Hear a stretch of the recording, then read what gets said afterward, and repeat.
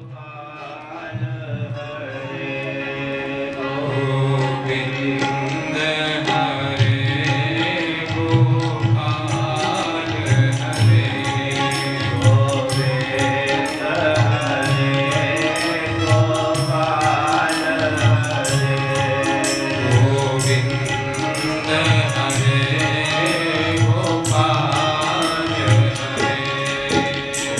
जय प्रभु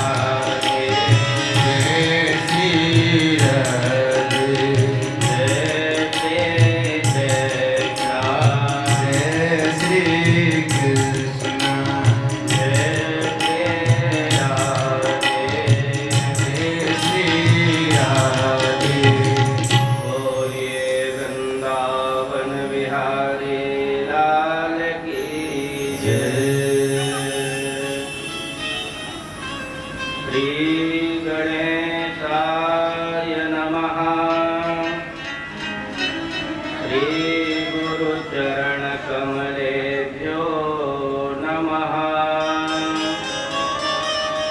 ॐ नमो भगवते वासुदेवाय।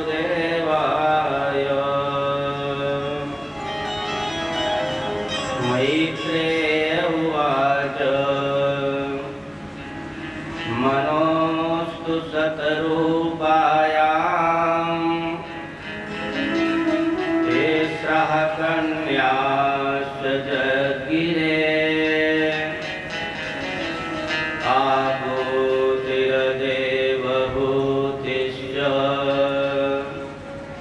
प्रसूतिरितिवे श्रुताः।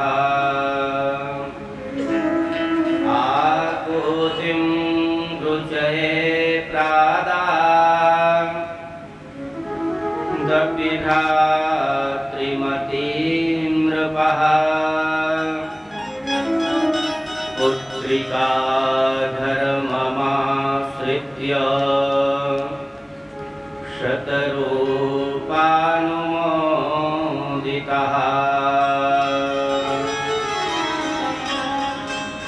प्रेमियों, श्रीमद्भागवत सप्ताह ज्ञान यज्ञ के अंतर्गत उस पहर आप लोगों ने बड़ी पावन कपिल भगवान का चरित्र, कपिल भगवान की कथा सुनी। प्रेमियों, कपिल भगवान के आख्यान से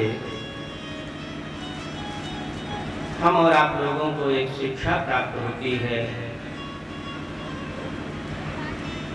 कि मानव जीवन आत्म पहचान करने के लिए प्राप्त हुआ है। भोग विषय तो अन्य योनियों में प्राप्त हो जाते हैं, लेकिन विवेक बुद्धि आत्म पहचान करने की जो सामर्थ्य है वो मानव जीवन को ही प्राप्त है। इसलिए बराबर एकांत में बैठ करके 10 मिनट, 15 मिनट, आधा घंटा प्रतिदिन हमें आत्मचिंतन करना चाहिए।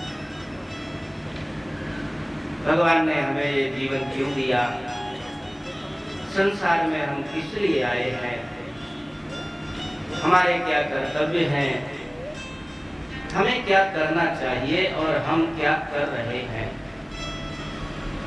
विशेष रूप से आत्मचिंतन करने की आवश्यकता है। मैत्रेय जी ने प्रश्न किया। मैत्रेय जी ने विदुर से कहा, विदुर, मनु महाराज की मंजरी कन्या देवहूति का चरित्र तो मैंने सुना दिया। अब मनु महाराज की जो सबसे बड़ी कन्या थी, जिसका नाम आकुति था, आकुति का विवाह रुचि नाम के ऋषि से हुआ, संत से हुआ। और इस विवाह में एक शर्त रखी गई, पुत्रिका धर्म का सहारा लिया गया। कि पुत्रिका धर्म क्या है? मनु महाराज ने रुचि महाराज से कहा, मेरी कन्या की जो पहली संतान होगी वो मेरे गोत्र में शामिल हो जाएगी, मेरे गोत्र वाली मानी जाएगी। यह पुत्रिका धर्म था। आकुति का विवाह रुचि महाराज के साथ हुआ और संयोग से एक कन्या और एक बालक दोनों एक साथ पैदा हुए। प्रेमियों, जो बालक के रूप में आए साक्षात यज्ञ भगवान थे, और जो कन्या के रूप में आई ये साक्षात दक्षिणा। पुत्रिका धर्म के अनुसार यज्ञ भगवान तो अपने नाना के यहाँ आ गए, मनु महाराज के यहाँ, और कन्या दक्षिणा रुचि महाराज के यहाँ रह गई। कन्या सयानी हुई, कन्या का स्वयंवर हुआ और वहां पर यज्ञ भगवान भी पहुंचे हुए थे। कन्या दक्षिणा ने यज्ञ भगवान को अपने पति रूप में स्वीकार कर लिया। प्रेमियों, इस कथा के कहने का तात्पर्य क्या है? प्रेमियों, ये यज्ञ जो है बिना दक्षिणा के अधूरा होता है। यज्ञ का विवाह दक्षिणा से हुआ क्यों? क्योंकि यज्ञ तब तक पूरा नहीं होता जब तक उस यज्ञ में दक्षिणा ना दी जाए। छोटा से छोटा आप काम करें, उसमें दक्षिणा जरूर देनी चाहिए। किसी ब्राह्मण को बुला करके आप भोजन करावें, 100 रुपया, 200 रुपया, 500 रुपया का उसका भोजन करा दें उसको, और अगर बाद में 2, 4, 10 रुपया उसको दक्षिणा ना दें, तो भोजन कराने का जो आपका यज्ञ है वो निरर्थक हो जाता है। इसलिए दक्षिणा का बहुत बड़ा महत्व है। दक्षिणा अवश्य देनी चाहिए, भले ही अपने सामर्थ्य के अनुसार, जितना अपना सामर्थ्य हो उतना करें, लेकिन करना अवश्य है। और जिस समय दक्षिणा दी जाती है, तोषा प्रतोषा संतोषो भद्रः शांति निडस्पति, जीवन में बड़ा संतोष मिलता है। दक्षिणा देने के पश्चात यज्ञ की पूर्ति होती है और तोष प्रतोष आदि संतोष आदि पुत्र उत्पन्न होते हैं। विदुर जी ने पूछ लिया, महाराज एक बात समझ में नहीं आई, एक एक देवता को बुलाने के लिए बड़े बड़े वेद मंत्रों का सहारा लेना पड़ता है, और हमने ये सुना है अत्रि और अनसुईया के यहाँ तीनों देवता पुत्र बनकर के आए। महाराज ये बड़ी विलक्षण बात लग रही है, एक एक देवता को बुलाना इतना कठिन, और ये तीनों देवता पुत्र बनकर अत्रि अनसुईया के यहाँ कैसे आए? कृपा करके ये कथा बताइए। मैत्रेय जी ने कहा, सुनो। ब्रह्मणानोदितः श्रेष्ठा वत्रिर्ब्रह्मविदाम्बरः सह पत्न्या वृक्षं कुलाद्रिं तपसे स्थितः। प्रेमियों, जिस समय ब्रह्मा जी ने अत्रि महाराज को उत्पन्न किया, उनका विवाह अनसुईया के साथ हुआ। दोनों ब्रह्मा जी की आज्ञा से तपस्या करने के लिए कुलाद्रि पर्वत में गए। हाथ में जल लेकर के संकल्प किया, जो जगत का ईश्वर हो, हम उसकी शरण में हैं, आकर के हमारी मनोकामना पूर्ण करे। ऐसा संकल्प लेकर दोनों दंपति तपस्या करने लगे। जिस समय इनकी तपस्या चरम सीमा पर पहुंची, तीनों देवता ब्रह्मा विष्णु महेश कुलाद्रि पर्वत में पहुंच गए। बरम ब्रोही मांग लो ऋषिवर क्या चाहते। अत्रि महाराज ने अपने नेत्रों को खोल करके देखा, चरणों में दंडवत प्रणाम किया और प्रणाम करके पूछ लिया, अरे महाराज, हमने तो एक देवता को बुलाया था, आप तीनों कैसे आ गए? भगवान ने कहा, ऋषिवर, तुम्हारा संकल्प बड़ा भुलमुल था, स्पष्ट नहीं था कि तुम किसे बुलाना चाहते हो, क्या करना चाहते हो। तुम्हारा संकल्प स्पष्ट नहीं था। तुमने संकल्प लिया, जो जगत का ईश्वर हो, हम उसकी शरण में हैं। तो देखो ऋषिवर, जगत के ईश्वर हम तीनों, संसार की रचना करने के ईश्वर ब्रह्मा जी हैं, पालन करने के ईश्वर हम विष्णु हैं, और संहार करने के ईश्वर शंकर जी हैं। इसलिए ऋषिवर हम तीनों को आना पड़ा। अब हमारा आना व्यर्थ नहीं होगा। प्रेमियों, तीनों देवताओं ने पुत्र होने का उनको वरदान प्रदान किया। बहुत दिन हो गए, पुत्र नहीं बने। भगवान की लीला को आगे बढ़ाते हैं संत लोग। नारद जी